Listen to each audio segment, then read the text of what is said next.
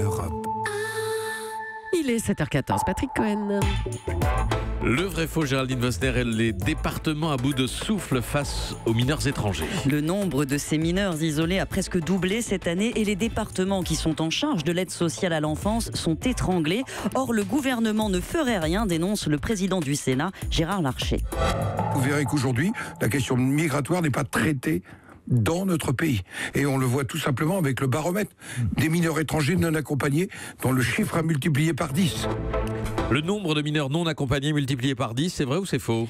Si l'on prend comme référence l'année 2005, quand 2500 mineurs isolés étaient accueillis, alors oui, c'est vrai, en juin de cette année, ils étaient déjà 18 000 et les départements m'ont confirmé leur dernier chiffre hier, le nombre de 25 000 mineurs non accompagnés accueillis par les services de l'aide sociale à l'enfance sera dépassé d'ici la fin de l'année. Alors la France, faut le voir, n'est pas plus touchée que ses voisins. L'Allemagne accueille plus de 60 000 mineurs, mais les départements n'y arrivent plus car c'est à eux qu'incombe la mise à l'abri de ce public. Le fait d'être mineur leur ouvre les mêmes droits qu'à l'enfance en danger et les départements leur doivent assistance. Or, ces jeunes sont essentiellement des garçons, 95%. En fin d'adolescence, les 2/3 ont plus de 16 ans et ils ne représentent que 8% des enfants dont les services s'occupent, mais ils doivent être hébergés. Or, les places sont limitées. Il n'y en a que 66 000 dans les centres d'aide à l'enfance. Comme il est difficile d'accueillir ces grands ados avec des tout-petits, beaucoup se retrouvent à l'hôtel. Ce n'est pas adapté et ça a un coût, 1 milliard pour l'année 2016. Selon les départements, c'est 13% des dépenses de l'aide sociale à l'enfance.